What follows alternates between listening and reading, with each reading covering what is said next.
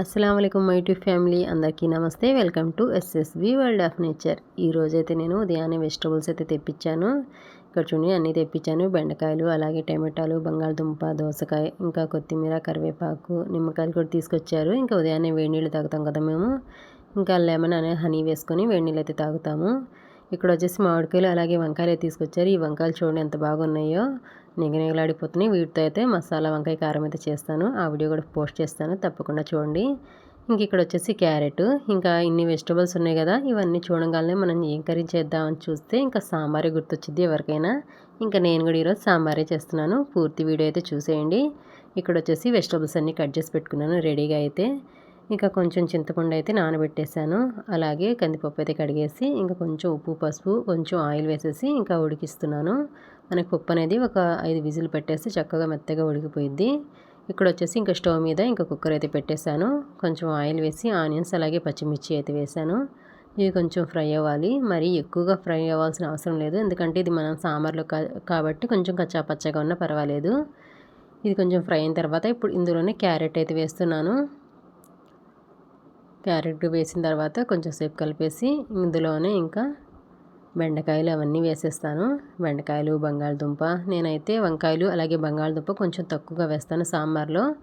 ఇంకా అంతగా ఇష్టంగా తింటారనమాట మా ఇంట్లో. ఇంకా మిగతా అన్నీ బాగా తినేస్తారు. ఇంకా బెండకాయ అయినా, క్యారెట్ అయినా, మునక్కాయ అయినా అన్నీ తినేస్తారు. ఇంకా ముల్లంగి అయితే లేదు, ఇంకా ఉంటే అది కూడా వేస్తాను సాంబార్లో నేనైతే.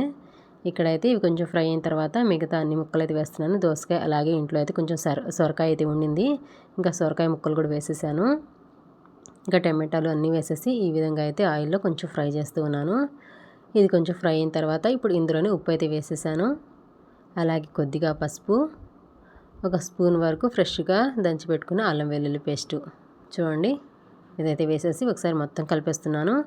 సాంబార్లో ఇలా అల్లం వెల్లుల్లి పేస్ట్ వేసి ఈ మసాలా అంతా బాగా ముక్కలకి పట్టేలాగా మనం ఈ విధంగా ఫ్రై చేసుకుంటే సాంబార్ అనేది కమ్మగా ఉండిద్ది. మీరు ఎప్పుడు ట్రై చేయకపోతే ఒకసారి ట్రై చేయండి.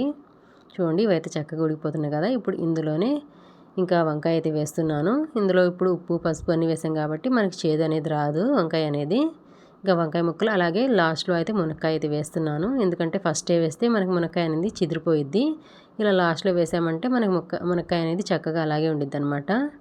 ఇక్కడైతే మనకి వెజిటబుల్స్ అయితే చక్కగా ఉడికిపోతూ ఉన్నాయి. నాకైతే 50% ఇలా నూనెలో ఇలా అల్లం వెల్లుల్లి పేస్టు, కారం, ఉప్పు, పసుపు అన్నీ వేసి ఉడికించేటప్పుడే 50% వరకు ఉడికిపోతాయి. తర్వాత మనమైతే ఒక్క విజిల్ పెట్టేసి సరిపోయిద్ది నేనైతే ఒక్క విజిలే పెడతాను. మరి ఎక్కువగా మెత్తగా ఉన్న వెజిటబుల్స్ అంత టేస్ట్ అయితే ఉండదు సాంబార్ అనేది. ఇక్కడైతే కారం అయితే వేసాను. అలాగే మనం చింతపండు అనేది నానబెట్టేసాం కదా, అదైతే ఇంకా చింతపండు రసం అయితే వేసాను. ఇంకొన్ని వాటర్ అయితే వేస్తున్నాను. మనకి ఎన్ని వాటర్ కావాలో అన్నీ అయితే వేసేసుకోవాలి. నేనైతే వెజిటబుల్స్ మునిగే వరకు వాటర్ అయితే వేస్తాను. ఇక్కడైతే అన్నీ వేసిన తర్వాత సాంబార్ పొడి అలాగే కొంచెం కొత్తిమీర, కరివేపాకు అయితే వేసాను. ఇప్పుడైతే మూత అయితే పెట్టేసి ఒక్క విజిల్ అయితే పెట్టేస్తాను.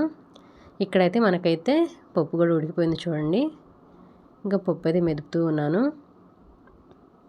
ఇంకా పప్పు మెదిపోలేపు అయితే మాకైతే వెజిటబుల్స్ కూడా ఉడికిపోయినాయి. ఇంకా ఇక్కడైతే పోపు అయితే పెట్టేస్తున్నాను. సాంబార్కి అయితే స్టవ్ వెలిగించి ఒక గిన్నె అయితే పెట్టేస్తాను. ఇప్పుడు ఇందులో ఆయిల్ అయితే వేస్తున్నాను.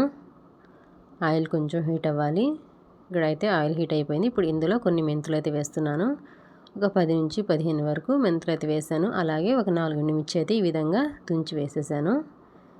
ఇది కొంచెం ఫ్రై అయిన తర్వాత ఇప్పుడు ఇందులోనే పచ్చెనపప్పు వేస్తున్నాను. మనకు కావాలంటే కొన్ని మినపప్పు కూడా వేసుకోవచ్చు, నేనైతే వేయలేదు. ఇప్పుడు ఇందులోనే ఆవాలు, జీలకర్ర అలాగే ఆనియన్స్ అయితే వేసేసుకొని ఫ్రై చేసుకోవాలి. చూడండి ఇప్పుడు ఇందులో ఆనియన్స్ కూడా వేసేస్తున్నాను. ఆనియన్స్ కొంచెం కలర్ చేంజ్ అయ్యే వరకు ఫ్రై చేసుకోవాలి. మనం పోపు కాబట్టి కొంచెం కలర్ అయితే చేంజ్ అవ్వాలి. ఇక్కడైతే ముక్కలు చూడండి ఉడికిన తర్వాత చూపిస్తున్నాను. చక్కగా ఉడికిపోయినాయి. ఇంక ఇక్కడైతే పోపు కూడా రెడీ అవుతూ ఉంది. ఇందులోనే 4 వెల్లుల్లి రెబ్బలు అయితే దంచి వేసేసాను నేను. ఇప్పుడు ఇందులోనే ఇంగువ అయితే వేస్తాను. సాంబార్లో మనం ఇంగువ వేయడం వల్ల మంచి ఫ్లేవర్ ఉండిద్ది, అలాగే మనకి అరుగుదల కూడా మంచిదన్నమాట. అందుకోసం అని చెప్పేసి ఇంగువ అయితే వేస్తున్నాను. అలాగే కరివేపాకు,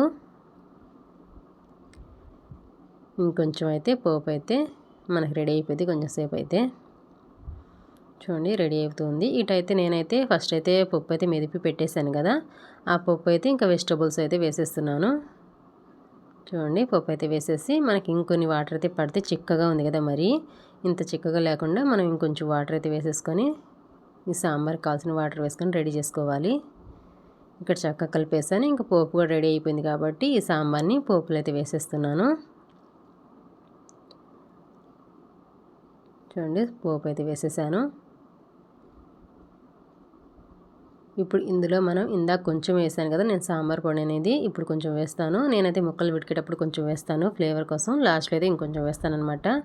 మనకు సాంబార్ని మంచిగా మరిగిద్ది కదా, ఆ టైంలో మనం ఈ సాంబార్ పొడి వేస్తే మంచి స్మెల్ ఉండిద్ది. ఇంకా దీంతో పాటు కొంచెం కరివేపాకు అలాగే కొత్తిమీర వేస్తున్నాను. అలాగే నాకు కొంచెం ఉప్పు తక్కువ అనిపించింది. మనం కొంచెం వెజిటబుల్ ఉడికించేటప్పుడు వేసాం, అలాగే కొంచెం కందిపప్పులు అయితే వేసాను ఉడికించేటప్పుడు. ఇంకొంచెం ఉప్పు అయితే వేసేసాను. ఇంకా అయితే అన్నీ పర్ఫెక్ట్గా అయితే సరిపోయినాయి. ఒక 5 నిమిషాలు మరిగిన తర్వాత చూపిస్తున్నాను చూడండి. మనకి ఎమ్మి ఎమ్మి సాంబార్ అయితే రెడీ అయిపోయింది. మీకు కూడా వీడియో నచ్చిందా? నచ్చినట్టయితే లైక్ చేయండి. అలాగే ఎలా అనిపించిందో కామెంట్ చేయండి. అలాగే ఫస్ట్ టైం మన ఛానల్ చూస్తున్నట్టయితే సబ్స్క్రైబ్ చేసుకోండి. Thank you for watching.